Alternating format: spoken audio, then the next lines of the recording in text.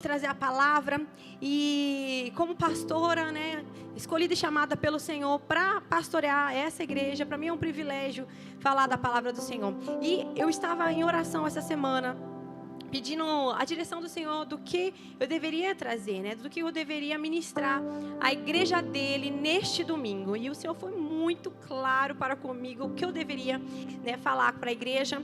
E a verdade, meu querido, que essa palavra, ela é uma palavra de ensino, de correção, de exortação, porque o pai é aquele que ama o filho e o repreende por amor.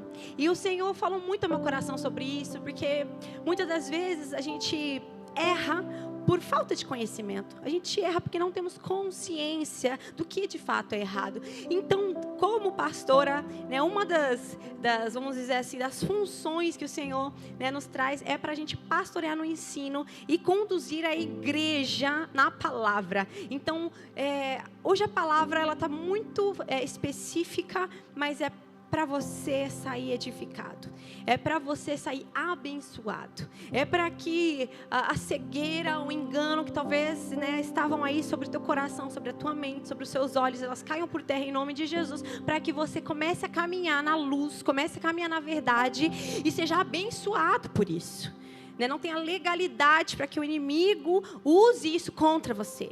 Então, hoje o tema da palavra os perigos do nada a ver. O Senhor falou muito forte no meu coração e eu gostaria muito de que toda a igreja abrisse a sua Bíblia, ligasse o seu celular. Nós vamos acompanhar juntos a leitura, porque eu vou ler o capítulo todo, então são bastante versos. Eu quero que você esteja comigo compreendendo aqui essa carta, né, o que Paulo está dizendo a essa igreja de Corinto. Então nós vamos abrir 1 Coríntios capítulo 10. Nós vamos ler a partir do verso 1. Vou esperar você abrir. É importante a gente sempre estar com, seja a Bíblia no celular, ou seja ela mesma em papel, da gente ler junto o que está sendo ensinado e pregado. Isso tudo na vida, gente. Até quando você for ouvir uma palavra no YouTube, qualquer coisa, você precisa de fato ver que aquilo está na palavra. É porque o povo tem perecido, né? Ele perece por falta de conhecimento. Nós vamos ler junto, então, 1 Coríntios, capítulo 10, a partir do 1. Acompanha comigo. Olha o que Paulo está dizendo. Porque não quero, irmãos, que vocês ignorem o fato de que todos os nossos antepassados estiveram sob a nuvem e todos passaram pelo mar. Eu vou só fazer um comentário aqui.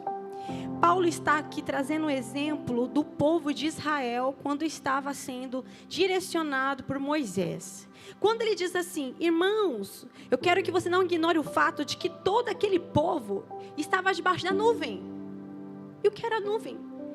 Era a glória do Senhor, que aonde se movia o povo era direcionado a caminhar. Então o povo, aonde movia a nuvem da glória do Senhor, ele caminhava. Ele só caminhava aonde a nuvem caminhava. Quando ele diz assim, e todos passaram pelo mar, ou seja, todo o povo de Israel, com os olhos dele, viram quando o mar se abriu e o povo de Israel passou no meio daquele mar. Ou seja, preste atenção, os seus antepassados estavam ali, se movendo onde a glória se movia, a nuvem se movia, e também viram o mar se abrir. Quando o faraó estava atrás daquele povo para matar, para trazer de volta, né, para o Egito. Ou seja, eles viram com os próprios olhos dele o agir, né, e a ação do Senhor em favor daquele povo. Aí Paulo continua no 2. Em Moisés, todos eles foram batizados na nuvem e no mar. Todos comeram do mesmo alimento espiritual e beberam da mesma bebida espiritual, pois bebiam da rocha espiritual que os acompanhava, e essa rocha era Cristo. Ele está dizendo aqui, Moisés ouvia da direção do Senhor, ensinava ao povo, todo o povo recebia do mesmo alimento espiritual. Todos estavam vendo o mover de Deus através da nuvem, todos atravessaram aquele mar, e todos recebiam do alimento espiritual que Moisés ensinava. 5, olha o que ele diz. Contudo, Deus não se agradou da maioria deles. Por isso, seus corpos ficaram espalhados no deserto.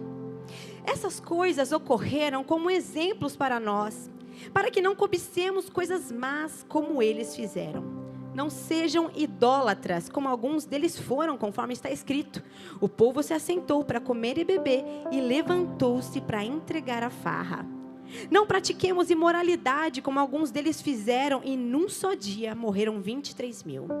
Não devemos pôr o sol à prova, como alguns deles fizeram, e foram mortos por serpentes. E não se queixem, como alguns deles se queixaram, e foram mortos pelo anjo destruidor. Essas coisas aconteceram a eles como exemplos e foram escritas como advertências para nós, sobre quem tem chegado ao fim do tempo. Aqui ele está dizendo o seguinte, gente. Aquele povo que era cerca de 600.000 homens fora, mulheres e crianças, ou seja, passa de 1 milhão de pessoas, que o Moisés estava conduzindo para a terra prometida, e eles, tiveram que passar ali por desobediência e murmuração, ficaram ali no deserto por muito mais tempo do que era necessário para chegar ao lugar que eles precisavam. Aqui está dizendo assim, eles com seus próprios olhos e ouvidos viram o mover de Deus, ouviram da palavra do Senhor, foram instruídos, mas porque eles desobedeceram, murmuraram, eles não entraram na terra prometida. Quando a gente lê a palavra do Senhor, nós vemos que apenas 2 entraram, da geração murmuradora. Deus não permitiu que aqueles que murmuravam, que foram idólatras, que desobedeceram, entrassem na terra prometida. Josué e Caleb foram que entraram. Nem Moisés. A palavra de Deus diz que Moisés subiu e viu apenas a terra prometida, porque ainda assim ele não entrou, por também desobediência. Aqui, Paulo está ensinando o seguinte: meus queridos, eles viram tantas coisas, participaram de tantas coisas, mas ainda não conseguiram entrar onde era o objetivo que Deus desejava que eles entrassem. Murmuração, idolatria. Enquanto Moisés estava subindo ao monte para receber todas as leis, para escrever na tábua das leis dos mandamentos, quando ele desce, a palavra de Deus diz que o rosto dele brilhava, porque ele estava ali face a face, ele viu pelo menos um relance, mas estava ali com a presença de Deus. Quando ele desce, o povo disse assim: por que Moisés está demorando? Façamos então um bezerro de ouro. E eles começaram a adorar esse bezerro de ouro. Muitas vezes somos assim, né? A gente quer dar o jeitinho nosso. Parece que Deus está demorando, Jesus está demorando para fazer. A gente acha que a gente consegue fazer alguma coisa, né? Deixa eu fazer uma simpatiazinha aqui, uma macumbazinha aqui.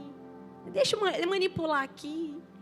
Né? Tem crente que acredita em inveja santa, macumba gospel, quer dar um jeitinho para Deus. Meu querido, Deus não demora, não. Deus é no perfeito tempo e que Ele tem que fazer e agir, Ele age no tempo que é mais que perfeito, que é o dele. E Moisés demorou aos olhos daqueles que esperavam, e eles facilmente foram ali tentados a levantar outros deuses e adorar. Ou seja, meu Deus, eles tinham acabado de atravessar o mar. Eles tinham acabado de presenciar a poderosa ação de Deus abrindo um mar. Mas eles não conseguiram esperar Moisés descer para dar as direções que precisavam seguintes, né, na qual o Senhor o chama para conversar, para entregar ali os 10 mandamentos. E Paulo está dizendo assim, você vê, tudo isso aconteceu com esse povo de Israel para trazer como exemplo para a gente começar a ter cuidado. E ele continua assim, no versículo 11, olha no versículo 12. Assim, aquele que julga estar firme, cuide-se para que não caia. Porque ele deu o exemplo desse povo de Israel. Não sobreveio a vocês tentação que não fosse comum aos homens. E Deus é fiel. Ele não permitirá que vocês sejam tentados além do que podem suportar. Mas quando forem tentados, Ele mesmo providenciará um escape para que o possam suportar. No 14 ele continua: por isso, meus amados irmãos, fujam da idolatria.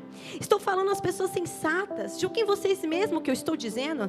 Não é verdade que o cálice da bênção que abençoamos é a participação no sangue de Cristo, e que o pão que partimos é a participação no corpo de Cristo?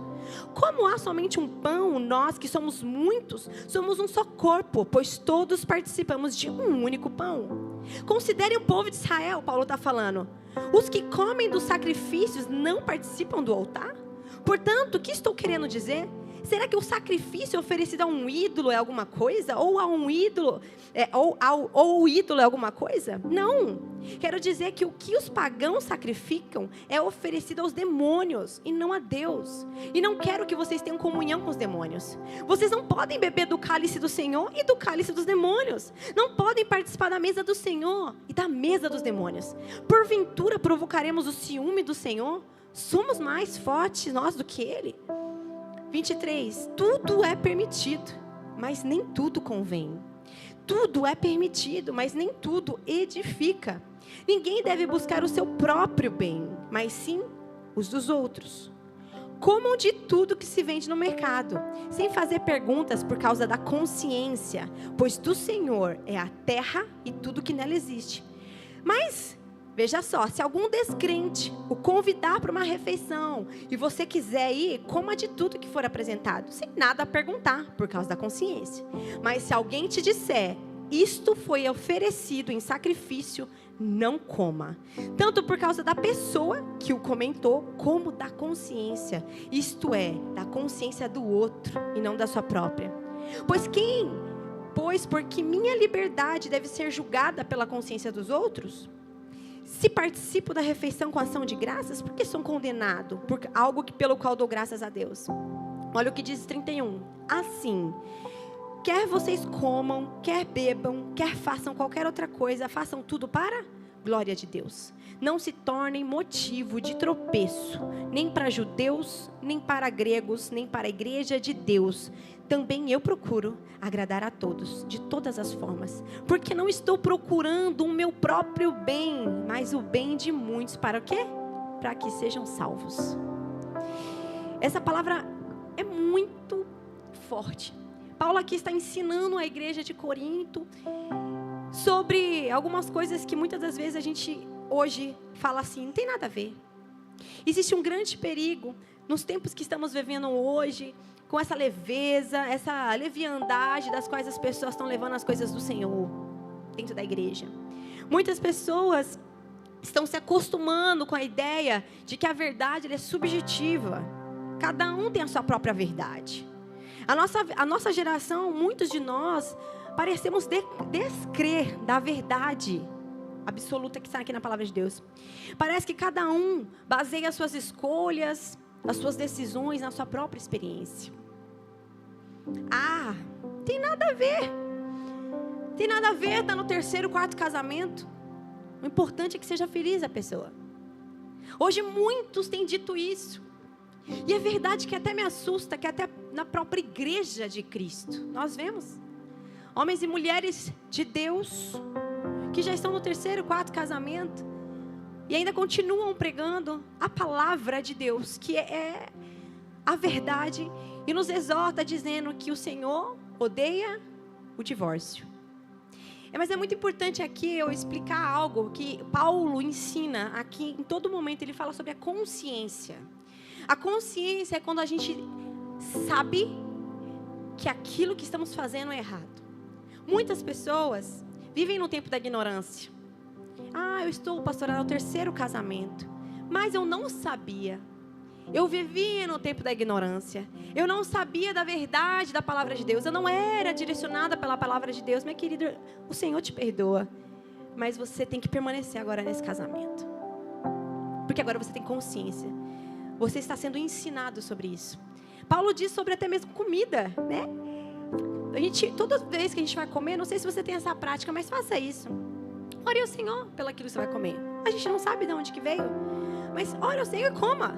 Mas aqui diz que a partir do momento que você tem a consciência que aquilo é consagrado a outros deuses, você precisa rejeitar. Você viu o que ele diz aqui? Mas se eu der graças ao Senhor, Ele santifica. De fato é, mas aí não é a partir da sua consciência. É a consciência do outro. Porque ele vai falar assim, vai pensar assim, que testemunho é esse? De uma pessoa que diz que é de Deus, que ama as coisas do Senhor, mas participa do pão consagrado a demônios. Isso é muito forte. É Paulo nos ensinando assim, tem a ver muita coisa. A palavra de Deus é o nosso guia. Nós temos que basear tudo que vamos fazer, decidir na palavra. Então, como que eu sei se eu posso divorciar? Como se eu posso casar de novo? Através da palavra. Ela é muito clara. E se você não sabe, se você tem dúvidas ainda, você tem que procurar alguém que seja maduro, uma pessoa que compreenda, um pastor, um líder, sobre aquilo que talvez você esteja passando nas suas dúvidas. Mas, de fato, se existe dúvida, não existe paz, não faça. Não faça. Ah, pastora, mas não tem nada a ver, não. Frequentar uma baladinha de vez em quando. Eu vou lá ser luz naquele lugar. Será mesmo? Será que a pessoa que está te vendo lá, ela está te enxergando como um missionário naquele lugar? Será que ela conscientemente está entendendo aquilo que você está falando para ela, de que Jesus ama ela? Se de fato você está falando. Tem muita gente que acha que não tem nada a ver nada. Tem nada a ver. Olha, eu mal dormi essa noite, gente. Porque o rodeio estava pegando fogo. Eu fiquei pensando, Deus, cuida dessas pessoas, Jesus. Né, que muitos ali estão lá e estão vazios, procurando uma alegria que só o Senhor pode dar. Respostas que só o Senhor pode dar. Falei, Senhor, se existe alguém da igreja lá, Senhor, não vou atrás, não vou ficar olhando, não vou puxar a orelha, porque o meu papel como pastor é pregar o evangelho. Mas será que de fato, qual é a motivação que tem nos levado a esse lugar? É sobre isso que o Senhor tem nos colocado aqui hoje como igreja. Não tem nada a ver. E esse nada a ver, ele vai nos levando a um abismo que chama outro abismo. E quando a gente vai ver a nossa vida, ela está quebrada. E a gente fala, por quê? Senhor, por que eu? Mal sabe que você quebrou um monte de princípio. Um monte. Foi contra a palavra de Deus. Mas não sabe o que está acontecendo. Não tem nada a ver. Tem nada a ver, pastora, dar uns beijinhos numas irmãs na igreja, ou uns irmãos da igreja, para fazer test drive, né? Para ver se é bom, para te casar, eu vou ficando aí um com ali, outro ali. Meu querido, isso é pecado. Sabe por que é pecado? Porque existe uma palavra que é nessa prática que você faz, e até mesmo sem beijar você pode fazer, que é a defraudação. Sabe o que é defraudação? Defraudar uma pessoa é quando você gera nela uma expectativa a qual você não vai cumprir. A qual você não vai cumprir. Então, quantas vezes a gente fica que dá uma esperança ali, uma esperança aqui, mas na verdade você não quer nada com essa pessoa. Homem, mulher, não faça isso. Coloque padrões na sua vida. Ah, se você está realmente interessada no varão, o varão está interessado na mulher, ore. Ore ao Senhor, faça assim, você tem que chegar, né? Porque não adianta também só orar, né? Os irmãos também, né? Os irmãos têm que mostrar que tá afim, né? Da mulherada, em nome de Jesus, né? Mas não é assim. Fica desconversinha aqui com uma, daqui a pouco começa a contar aqui, por quê? Gera defraudação. Defraudação é pecado. Você tá dando esperança e você não vai cumprir. Você não vai, isso é pecado, isso é perigoso. Ah, ficar beijando, conhecendo. Não tem nada a ver, né? Não tem nada a ver navegar na internet nas altas madrugadas. Isso para homem e para mulher, tá? Vendo que não devia, curtindo que não deveria, falando com quem não podia. Ah, mas não tem nada a ver. Se eu tô curtindo, eu acompanho aquela pessoa, fala de Jesus, ou a vida dela, sei lá, é uma pessoa bonita, uma pessoa influente, mas não tem nada a ver, eu tô curtindo. Começa assim, tá, gente? Começa assim. E aí depois vai... Porque o inimigo, ele está pronto, à espera, maquinando contra as nossas vidas, para que qualquer brecha que você dê, ele acabe com a tua família, ele acabe com você. Ou você acha que ele está para brincadeira? Não. A partir do momento que a gente fala assim, minha vida é tua, eu quero fazer a tua vontade, Senhor, eu quero ser luz, eu quero que o Senhor conte comigo no plano da salvação, eu quero que as pessoas, elas tenham a Ti, conheçam a Ti, que desse vazio que eu tinha e hoje eu sou preenchida, elas também possam, de que o que o Senhor fez na minha vida, elas possam também experimentar também na vida delas. A partir desse momento, nós nos posicionamos como cristãos. Cristãos é pequeno Cristo. Ou seja, nós somos imagem e semelhança de Deus. A gente precisa dar o bom exemplo. E esse negócio de nada a ver, ele começa assim, nada a ver. A esposa já alertou, o esposo já deu um toque, mas você está brincando. É uma linha assim muito perigosa. Por isso que Paulo diz assim, cuidado você que está de pé. Quando Paulo traz essa carta para essa igreja de Corinto, ele traz muitos alertas, porque essa igreja, ela já estava se achando no nível espiritual. Ela já achava que chegou no ápice e que elas não precisavam de alguém exortando, que não precisava de ensinos, porque ela já tinha todos eles. Só que existia um perigo nisso tudo, por quê? Porque muitas pessoas estavam se convertendo ao evangelho por conta, né, da igreja de Corinto, das pessoas se levantando ali, porém eram pessoas que vinham da prática do paganismo, que já existiam para adorar outros deuses e faziam outras práticas. Elas estavam o quê? Se convertendo ao evangelho. Mas ali, eles estavam falhando no ensino da igreja, porque ali estavam começando a misturar as práticas que eles tinham do paganismo com a palavra de Deus. Ai, parece que é muito hoje, né, gente? Olha, dá um frio na minha barriga quando eu entro no perfil do Instagram da irmã. Aí a irmã tá assim, ó, João 3,16 na bio. E embaixo assim, signo, leão.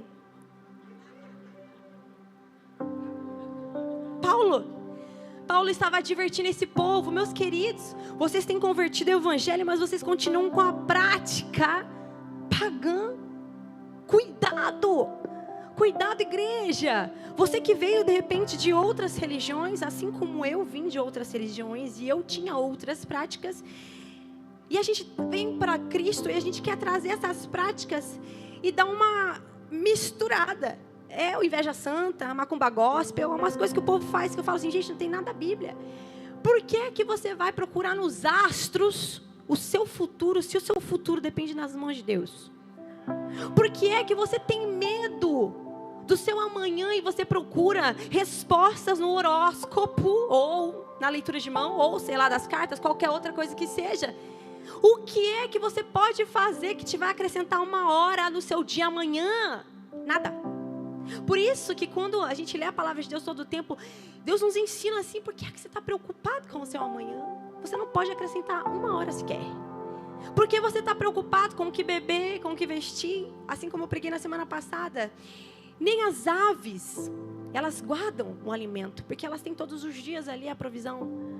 Olha só, os lírios do campo, nem Salomão em todo o seu esplendor se vestia como um deles. Ou seja, o Senhor cuida das nossas vidas com o que comer, o que vestir. Deus cuida de todas as coisas, mas nós colocamos a nossa confiança em astros, em signos, em horóscopo. Nós colocamos as desculpas dos nossos erros e pecados, porque eu sou de leão, então de leão se acha. Não é porque eu sou de peixes, eu só choro. Porque a gente coloca quem somos num horóscopo. Querido, nós somos filhos de Deus, imagem e semelhança deles. E você pode ter certeza, você pode dar uma salva de palmas, nós somos dele, semelhança dele, imagem e semelhança dele, sendo aperfeiçoados dia após dia, tá? Porque quando a gente se converte, aceita Jesus, né? A gente aceita Jesus como Senhor e Salvador da nossa vida, é instantâneo a salvação. O nosso espírito é salvo instantaneamente, mas a nossa alma, ela precisa ser convertida dia após dia. Os nossos desejos, a nossa carne, santificada todos os dias. Por isso que a gente fala que a salvação é um processo. Porque nós estamos sendo salvos também. Além de nós sermos salvos, nós estamos sendo salvos, ou seja, sendo ali moldados para sermos parecidos, santos como o Senhor é. Então tem coisas que a gente não sabia. Mas como pastor eu estou te dizendo, é errado. E a partir do momento que a gente tem a consciência, assim como Paulo diz, você precisa largar essas práticas e começar a confiar toda a sua vida a Deus. Porque se há algo de bom em você, esse é o Espírito Santo. Mas se há algo de ruim em você, é a própria carne caída. Mas eu sou assim porque eu... E tem gente que usa ainda a desculpa, né, dos defeitos como qualidade. Porque eu sou mandona mesmo, porque eu sou assim mesmo. Sabe síndrome de Gabriela? Já viram? Porque eu nasci assim, você sempre é assim. Não, crente não é assim não, meu amor. Eu sinto lhe dizer, crente todos os dias precisa crucificar os seus desejos, as suas paixões. Todos os dias. Quem é você? Que exemplo que você está dando? Vigia. Tem nada a ver eu ser membro de uma igreja, ir para a igreja, mas não ser comprometido com nada. Eu vou quando eu quero para a igreja, eu participo quando eu quero ou quando eu preciso, mas eu vim te falar que o céu não tem nada a ver comigo e com você. A gente fala que não tem nada a ver tantas coisas, né? Parece que a gente é bitolado, quadrado. Meu Deus, vamos rasgar a Bíblia? A questão não tem a ver com o que eu acho. A questão tem a ver com o que a palavra nos pede e orienta. É um padrão que não sou eu que peço. Não é a igreja que estabelece. São os céus. Os céus ditam. O céu não tem nada a ver comigo e com você. De fato não tem nada a ver. Devemos ter atenção se é lícito uma prática ou outra. A cada dia na nossa vida, trabalhos, amigos nos apresentarão propostas que destoam com uma conduta cristã.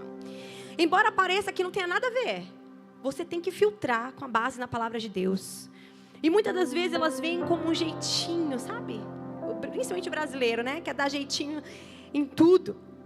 Mas ali, quando a gente lê esse capítulo todo 10, aqui são 2 lições que a gente aprende com Paulo. A nossa experiência religiosa, ela precisa ser pautada na precaução, no cuidado e na vigilância.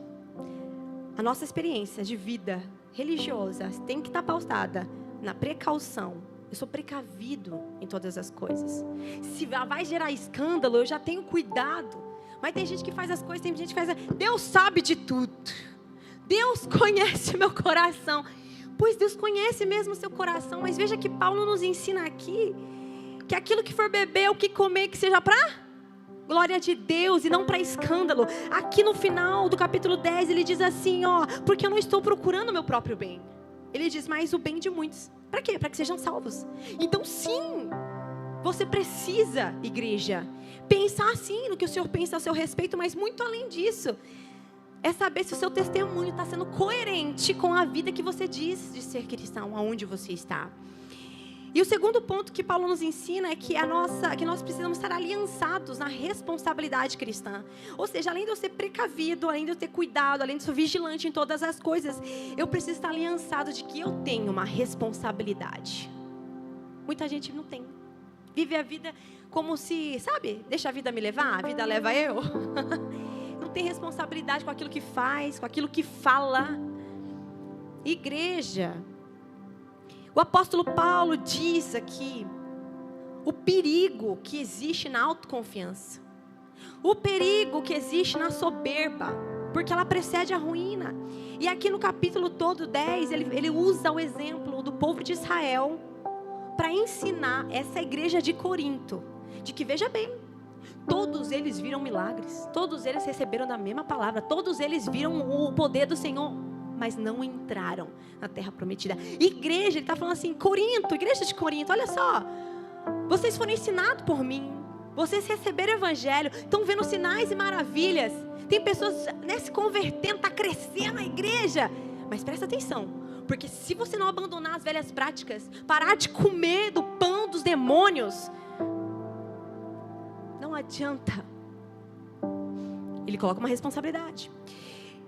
E o Senhor nos traz hoje alguns pontos para que a gente aprenda nele. E o primeiro ponto é que nós devemos diligentemente nos avaliar diante de Deus. Nós precisamos estar diante de Deus e pedir, Senhor, avalie o nosso coração, avalie a minha conduta, avalie o porquê eu estou decidindo por tal caminho. Porque muitas das vezes, gente, a gente só quer, a gente é muito superficial, a gente escolhe porque tem que fazer.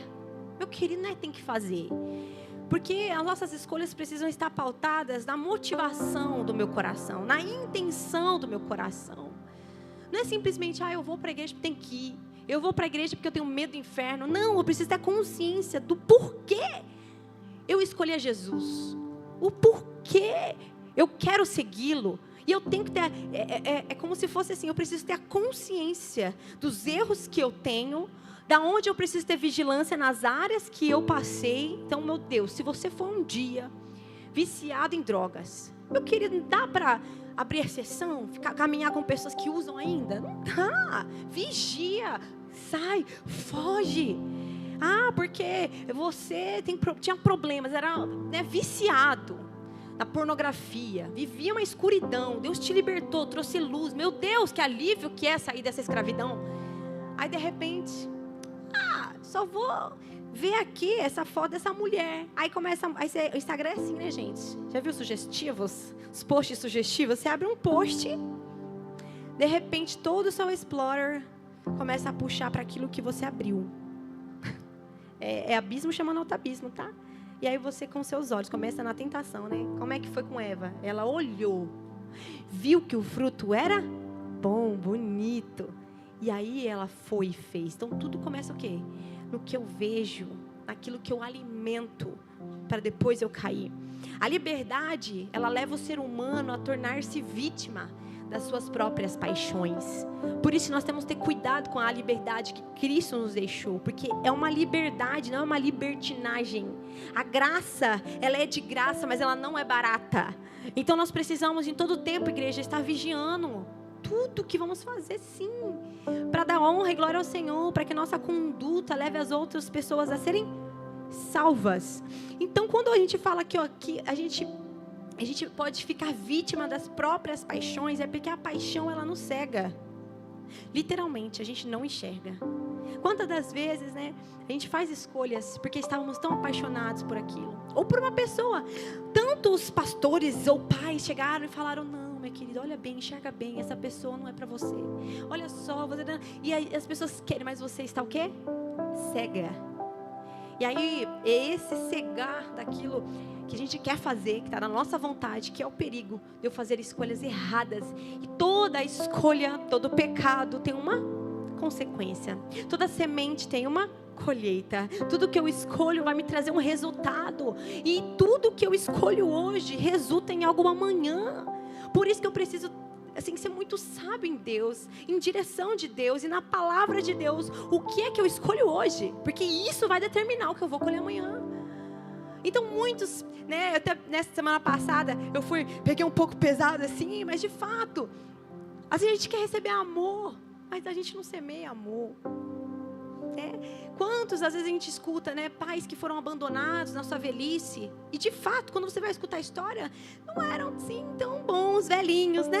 Tão bons pais, não que justifique, né? Porque a palavra nos ensina que a gente tem que honrar pai e mãe e cuidar até o fim deles, né? A gente tem isso por isso, cuidar daqueles que são da nossa família. Mas quando a gente vê, muitos deles não têm, porque nunca plantaram. Quais são as decisões? Diligência. Olhar para o Senhor e pedir, Senhor, olha no meu coração, vê se tem alguma coisa que está fora. Porque o mundo, ele é muito atraente, as tentações, elas estão aí. E muitas das vezes, essas tentações, elas vêm com coisas de sugestões que aparentemente não parecem ser tão, são inofensivas. E a gente cai nisso. Por isso que nós temos que ter cuidado com aquilo que nós recebemos, com aquilo que nós ouvimos. Precisamos sempre filtrar na palavra de Deus. Todas as ações fluem da nossa atitude do coração. Como está o nosso coração? Segundo ponto, devemos vigiar para não cair nestas tentações. Eu acredito muito que a gente precisa criar um padrão da qual nós devemos viver. E isso é, além, claro, do padrão que a própria palavra nos orienta, que a Bíblia, se você ler, ela tem resposta para tudo na nossa vida. Mas nós precisamos criar alguns padrões de proteção para as nossas vidas. Como eu disse, se você tinha algum problema antes com imoralidade sexual, cara, não tem como você ficar dando carona para mulher solteira. Eu comentei de manhã que eu conheci um rapaz que era de uma antiga minha igreja. E no momento de oração, estava com um grupo de oração, esse rapaz comentou comigo que ele estava ajudando uma mulher do trabalho dele, que tinha acabado de se divorciar. E ele falou, ela está muito triste, né? Ela está muito triste, eu estou ajudando ela em oração, estou dando os conselhos, palavra. E eu virei para ele e falei, cara, não faça isso, você é casado. Eu sei da intenção do seu coração, de que é falar de Jesus, mas não faça isso sozinho. Chame uma outra moça, uma outra mulher que seja cristã, né? Ou você como casal, você e suas mulheres, chame ela para tomar um café e orar por ela. Não faça isso sozinho. Ele escutou? Não. Sabe o que aconteceu? Ele saiu com ela. Ele ficou com ela. E não só isso. Ele engravidou ela e a esposa ao mesmo tempo. Não tem nada a ver, né? Tem nada a ver. Eu estou falando de Jesus. Tem nada a ver. Satanás ama essa palavra. Tem nada a ver. Porque é uma linha tênue, muito perigosa. Eu entendi o coração dele. Padrões que nós precisamos colocar. Padrões. Ou seja, qual que é o meu padrão? Eu não fico abraçando todo homem que eu vejo aqui na igreja. Homem, eu dou a mão. Mulher, eu abraço. Eu recebo uma mensagem de um homem no meu particular. Fala para sua esposa entrar em contato comigo. Esse é o formulário para atendimento. Eu não fico trocando mensagem com um homem casado, nem com um homem solteiro, porque eu sou casado. Nós precisamos colocar padrões. Ai, pastora, mas que radical, querido. É sabedoria. Vigie aquele que está de pé. Isso são em várias áreas da nossa vida que nós precisamos vigiar. Padrão. Vigia para que não caia na tentação. Mas é importante falar de tentação, porque como eu venho aqui hoje trazer muito ensino para a igreja, a gente precisa entender que tentação é diferente de pecado. Porque muita gente caminha com pensamentos, né, de acusação, de culpa, pela sua luta contra as tentações. Mas a tentação, de fato, ela não é o pecado em si. Ela pode se tornar. Por isso, quando eu falo cuidado com as tentações, são as sugestões. Então, pode ser que na sua cabeça esteja uma luta. Né? Uma luta entre você e sua carne pecaminosa ali. De, olha aquela mulher, clica nisso, manda mensagem pro contatinho. Tentações. Você pode repreender, fugir. Falar, em nome de Jesus, não vou fazer isso. Vou fugir. Ou você pode falar, é verdade. Mas e se eu for um instrumento de Deus ali, né? Para converter o contato? Vamos mandar uma mensagem. Gente, não dá certo casamento missionário, não. Raros. Não vou falar que não dá certo porque Deus pode todas as coisas, né? Mas é perigoso. É perigoso.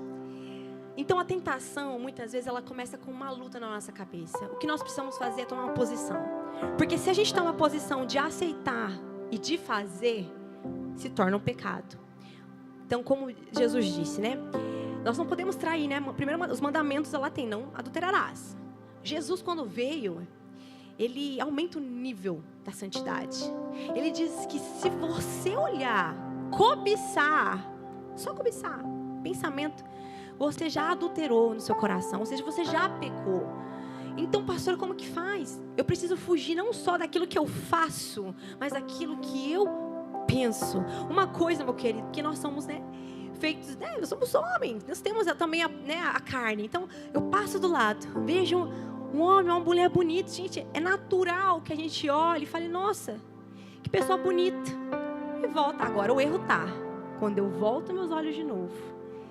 E aí eu começo a desejar e pensar. Aí eu já pequei. Então, como é que eu tô com o meu coração? A vigilância. Porque em todo tempo, Satanás ele vem com apresentações, todo tempo ele vem com sugestões, porque o foco dele é destruir a família, o foco dele é destruir a tua fé, o foco dele é que você fique longe do Senhor, o foco dele é que você não compreenda que você é filho de Deus, e o foco dele é que você imagina que você não é amado. Então, em todo tempo, as nossas mentes eles são bombardeadas com, né, os dardos inflamados do inimigo, para que você acredite nisso. E você começa a afastar de Deus, achando que você não merece o perdão, achando que você não é digno. E eu vou te dizer, nós não somos mesmo. Mas a graça e o perdão estão disponíveis para mim e para você. Como que eu correspondo a isso? Ou nós vamos mais para trás e vamos nos afundando mais, ou por mais que eu compreenda que eu estou errado, mas eu não quero permanecer nesse lugar, e eu chego perto de Deus sabendo que existe uma graça ali para mim. Então é sobre isso que eu vim falar com vocês, igreja. Cuidado com nada a ver. Nós não podemos abominar, viver uma vida de mentiras, malandragem, esperteza. Hoje de manhã o Senhor me lembrou de algo para trazer. Ensino, tudo isso é para ensino na igreja. Eu estou falando isso porque existem coisas que talvez você não sabia. Quando eu trago a verdade, você traz a consciência, e aí sim você pode se arrepender. E aí você pode ser liberto, porque talvez a sua vida está num círculo. Você não sai nesse ciclo, sabe, de maldição mesmo, porque você não compreendeu ainda o que está de errado aí. Mas o Senhor está trazendo a sua consciência para que você se arrependa e seja quebrado esse ciclo da tua vida, para que você seja abençoado. Muita gente dá jeitinho nas contas. Eu preciso ensinar a igreja, porque tem muita gente que não sabe. A agiotagem é pecado e crime. A agiotagem, o que é agiotar, gente? Empresta dinheiro querendo colocar juros e ganhar em cima de você. Meu querido, crente não pega emprestado em agiota. Não pega e nem faz isso. Você quer emprestar? Ou você empresta esperando que pode ser que não venha. E tá tudo bem. Que Deus abençoe. Libera o irmão. Ou você empresta, ou você não empresta. Melhor, né? Ou você não empresta. É crime no Brasil a agiotagem. É crime. E a palavra de Deus em Provérbios diz sobre os pesos errados que a gente coloca, querendo ganhar em cima da desgraça do outro. Meu querido, isso não é posição de um crente que ama Jesus e que quer que o próximo compreenda quem é Jesus. Jesus é a graça. Ou você dá e abençoa o irmão e saiba que tudo aquilo que você semeia, que você oferta, que você faz, é o Senhor que te abençoa e te dá o resto. Mas não faça colocando juros. Isso, sabe o que isso demonstra? Que você está ganhando na desgraça do irmão, na má estação que o irmão está passando. Não faça isso. O terceiro ponto: cuidado com o esfriamento espiritual. Quando deixamos de lado uma vida dedicada às coisas de Deus, a gente está propício a uma decadência espiritual. Ah, mas hoje não tem problema faltar. Ah, só hoje. A gente começa a colocar coisas de não tem nada a ver e a gente começa a distanciar de Deus. Ah, eu estou escutando tanto tempo louvor, vou colocar essa música aqui, né, esse funk aqui abençoado. Cara, a gente não pode ser legalista religioso. Não é sobre isso que eu vim falar. Eu não vim falar para você o que pode e o que não pode. Eu vim falar que tudo me é permitido, mas nem tudo me convém. Gente, tem coisa que a gente está cantando em inglês que a gente não sabe inglês. Tá lá, falando, né? Adorando Satanás, falando boboseira. E a gente se esquece que a Bíblia, ela nos ensina que nós somos seres espirituais. E que da nossa língua sai poder de vida e de morte. E que nós colheremos aquilo que plantarmos. E a gente está lá, cantando em inglês, mal ou menos, né? Um embromation, mas está lá declarando, está lá cantando. Porque a mulher que trai, não sei o que lá, porque aí com o fulano é mais gostoso, aí está lá. E acha que é só uma música. Meu querido, não é sobre não posso, mas é coerente. Aquilo que você bebe, que você come, Paulo diz que faça para a glória do Senhor. Você está ouvindo o que para a glória do Senhor? Você está indo onde é para a glória do Senhor? A gente tem que começar a ter intimidade com o Espírito Santo, ao ponto de falar assim: Espírito Santo, isso eu posso fazer, mas é para eu fazer? Lembra? Tudo não é tudo que me edifica. Às vezes você até pode. Quer um exemplo? Bebida alcoólica. Gente, é só entrar no curso do transfer ou abrir oportunidade para os irmãos que vêm de fora. É pecado não beber. Posso não fazer tatuagem, né? É sempre a mesma coisa. Gente, vamos lá. A gente tem que ver o que a palavra diz. O que a palavra diz? A palavra diz especificamente sobre tatuagem. Quando fala lá dos cortes, lá acho que em Levítico se está falando, ele fala de uma prática que era ali, naquela época feita. Que eles cortavam, entregando, consagrando ao Senhor aquilo que eles faziam. Derramamento de sangue, era específico aquilo. Mas eu posso? Não sei, para você. Deus não me deixou fazer tatuagem. Um dia eu orei ao Senhor, eu falei: Senhor, é da tua vontade, eu queria colocar um versículo, alguma coisa bem bonita, o pessoal vê assim que eu amo tanto o Senhor. Deus falou: não. Sabe por que não? Porque tem igrejas que eu poderia ir pregar, que se me vissem com a tatuagem, eu ia falar assim: ah, melhor não. Pra que eu vou uma tatuagem sem impedimento de eu falar da palavra de Deus? Compreende? Então assim, isso é comigo. Você orou pro Senhor perguntando para Ele se era para você fazer? O que era para você fazer? Não era, aí a Bíblia também orienta de não fazer de mortos. De mortos. Alianças. Tudo é motivação. Tudo é motivação. Aí eu fiz aqui, Fernando Amor Eterno. Já tá no Carlos, Samuel já foi, o João já foi, tá aqui, Cara, faça isso. Qual que é a motivação que você está fazendo tudo? Intenção. O que a Bíblia diz sobre isso? Sobre bebida, o que a Bíblia diz sobre isso? Vamos lá, gente. Palavras de Deus. A gente tem que sair um pouquinho. Porque, veja só. Existem igrejas que têm as suas doutrinas. Tem aquilo que eles estabelecem. Se você está numa igreja que a doutrina é essa, você, no mínimo, tem que respeitar isso. Porque você está debaixo dessa autoridade e dessa visão a qual está falando. Ah, mas não está na Bíblia. A Bíblia... precisa ler, lembra? O povo perece por falta de conhecimento. Tem que ler o que está na Bíblia. Ah, mas não está na Bíblia. Tá, você está na igreja, então você obedece o pastor e a denominação. Ah, não concordo, não estou. Tá, você vem então para uma igreja que prega a palavra de Deus, que nós pregamos, mas você precisa compreender que tudo lhe é lícito, mas nem tudo te convém. A bebida, você não pode se embriagar. A Bíblia diz, se embriagar. Vou falar agora um testemunho, tá? A família do meu esposo foi destruída por causa da bebida alcoólica. Porque a gente não sabe o nosso limite. Você sabe se você tem tendência para o alcoolismo? Pois então, o pai do pastor tinha. O alcoolismo entrou. Acabou um casamento. As crianças não tiveram um pai. Eles só viam a briga, destruição na casa. Todos cresceram com, claro, lógico que afeta a nossa emocional, gente. Quem que nasce num lar desse que gosta, que é feliz, que é grato? Ninguém. O pastor e eu, nós decidimos que não entraria bebida na nossa casa. E nem um gole sequer, de vinho que seja, em nós. Por quê? Porque o pai do pastor, foi a vida dele ali destruída. Graças a Deus que ainda no final da vida, ainda o Senhor teve misericórdia, o levou e ele estava são, liberto. Mas muitos não têm isso, muitos morrem na sarjeta. Por que você fica nessa linha, sabe? De vai, não vai, só um pouquinho. Não, esse aqui é meu limite. Aí você vai, toma, fica alegre, fala bobeira. Briga com a tua esposa, uma confusão danada. Mas pode ou não beber? É umas perguntas, gente. É lícito? Edifica? Como que é para você? Eu decidi com meu marido, com a minha família, não vamos. Então, assim, é muito mais o sim ou não, é muito mais que vestir ou não, é muito mais do que os nãos, é sobre o sim que nós damos a Deus. São essas coisas que aos poucos a gente vai deixando entrar na nossa vida e vai esfriando a nossa comunhão com Deus.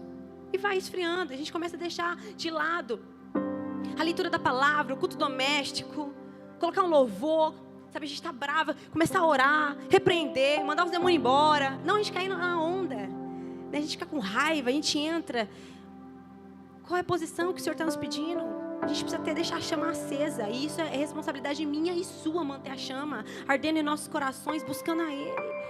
E o último ponto é que nós precisamos ser autorresponsáveis na conduta cristã. Nós precisamos sermos autorresponsáveis. Existe um escultor dinamarquês famoso que chama Albert Thorvaldsen. Olha só. Ele negou a fazer a estátua de Vênus para o Museu do Louvre quando pediram para ele. E sabe qual foi a resposta dele? A mão que esculpiu o corpo de Cristo não poderá nunca esculpir o corpo de uma deusa pagã. Ele havia esculpido uma obra de Jesus. Tinha feito. E o Louvre falou, também faça também então de Vênus, para a gente colocar lá. A mão que culpe Jesus não vai esculpir uma deusa pagã. Esse cara aqui se posicionou, autorresponsável, e tem coisa que a gente precisa dizer não, por limites. Ah, mas o que o outro vai pensar? Ai, gente, eu penso muito mais que Deus vai pensar do que o outro vai pensar. A Bíblia diz que a gente precisa tomar cuidado com aquele que tem poder de nos lançar no inferno. E não com os outros. É teu olho que te faz pecar? Jesus que falou isso, viu, gente? Jesus que falou, seu olho te faz pecar, então é melhor que você arranque fora e entre no céu sem um olho do que com todo o teu corpo para o inferno. Jesus disse isso. É forte, né? Não que ele estava falando literalmente do olho físico, mas é assim, arranca da tua vida aquilo que te faz longe de mim. Arranca da tua vida. Porque são coisas pequenas que eu prefiro chegar no céu, eu acredito que você também, olhar para Jesus e Jesus falar assim, cara, não tinha nada a ver você fazer aquilo. do que eu chegar lá, porque eu vivi a vida toda no nada a ver, e ele olhar para mim e falar assim: não, meu querido, não te conheço. Você pode ter pregado, profetizado, expulsado demônio no meu nome, mas aparta-se de mim, porque eu não te conheço. Qual é a decisão que a gente está tomando? Ser autorresponsáveis? Não, até aqui. Sinto muito, querido, eu não compactuo. Você me colocou nesse grupo do WhatsApp, só tem mulher pelada, você só sabe falar disso, meu querido. Eu não vou ficar nesse grupo. Ah, mas é da empresa. Mas se continuar dessa forma, colocando fotos, eu não vou ficar. Primeiro, porque eu amo a minha esposa, eu amo o Senhor. E se meus filhos pegam meu celular e vê esse monte de porcaria aqui? A gente não tem noção, né? Aí depois os filhos começam na pornografia, começam na vida aprisionada. Por quê? Porque o pai ou a mãe, de qualquer maneira, deixou com que tivesse acesso ao computador, revista em casa. Começa assim, tá? Começa assim, ó. Porque eu vi. Cada um tem uma inclinação. A gente precisa, igreja, a gente precisa parar de falar que não tem nada a ver. E começar a tomar uma posição no Senhor, no temor dele. Quero te convidar a ficar de pé. Para finalizar, nós precisamos tomar cuidado com essa cultura do relativismo. Tudo pode, não tem nada a ver. Aquela ideologia, já ouviu falar? Carpe diem, carpe diem. É vivo hoje, todos os prazeres do hoje, como se não houvesse amanhã. O fato é que o amanhã chega. O amanhã chega. E aí tem gente vivendo, aproveitando tudo hoje, sem pensar nas consequências de amanhã. Eu vou te dizer, o amanhã chega. O amanhã chega sem os seus filhos chamarem. O amanhã chega você com uma família destruída. O amanhã chega Jesus voltando para nos buscar. O amanhã chega. E muitas vezes, em nome dessa falsa liberdade, a gente tem ficado aprisionado nesse mundo, escravos desse mundo. Queria muito te convidar a fechar os seus olhos. Eu sei que foi uma palavra de exortação mesmo para a igreja, de trazer consciência do que estamos errando, das áreas que estamos por um fio, sem vigiar, ou arriscando. Deus, estamos diante de Ti, Senhor, como a Tua igreja, Pai. Nós nos arrependemos, Senhor, diante de Ti. Nos arrependemos diante de Ti de tantas vezes que dissemos que não tem nada a ver, negligenciamos um princípio, ferimos a Tua santidade, nos arriscamos a perder nossa família, nossa dignidade. Entramos em lugares que estamos agora emaranhados, Senhor Jesus, está tão difícil de sair por tantas decisões que nós tomamos. Oh, Espírito Santo, nos perdoa, Senhor, nos perdoa, Senhor. Vem com o Teu sangue sobre nós, Senhor, alinhando os nossos corações ao Teu, Senhor. Oh, Senhor, trazendo a consciência, Senhor, até pecados ocultos, Senhor, em nome de Jesus, Pai, para que sejamos livres, para que possamos viver uma vida de plenitude, de abundância, na Tua alegria, na certeza da salvação. Oh, Deus, perdoa os nossos pecados, Senhor. Em nome de Jesus, eu intercedo por a Sua igreja, Senhor. Vem, Espírito Santo de Deus, enchendo, preenchendo cada um que está aqui, Senhor, com um vazio na alma, Senhor, vazio dentro do ser, Senhor Jesus, tentando preencher com as coisas desse mundo, com os prazeres deste mundo, Senhor. Mas a verdade é que nada nos satisfaz a não ser a Tua presença, Senhor. Tu és esse, Senhor Jesus, que mudou uma rota para se encontrar com a mulher samaritana. Tu mudaste uma rota, Senhor, porque era necessário o Senhor passar por Samaria, Senhor, para encontrar aquela mulher, onde, Senhor Jesus, não era permitido um homem conversar com uma mulher, mas o Senhor foi lá. O Senhor teve o maior diálogo citado ali na Bíblia com uma mulher, Senhor. O Senhor foi dizer a ela, Senhor, que o que ela precisava era o que o Senhor tinha, que era a água da vida. Ela já estava com 5 homens, era o 5º, e este não era o marido. Tu sabes de todas as coisas, Senhor, e faz de tudo para nos encontrar. Mesmo essa mulher pecadora se escondendo no meio do dia, Senhor, o Senhor saiu da onde o Senhor estava, da rota, para encontrar com essa mulher que estava no pecado, Senhor. E assim é o Senhor conosco. Estamos no erro, no pecado, cegos, Senhor Jesus, na lama. Mas o Senhor é esse que muda a rota para nos encontrar, para dizer que nos ama, para dizer que o que o Senhor tem para nós, Senhor, é eterno, Senhor. Que nós não precisaremos mais buscar em outras fontes, Senhor, porque Tu és a fonte de tudo que precisamos, Senhor. E nós queremos beber, Senhor, essa água, água da vida, Senhor.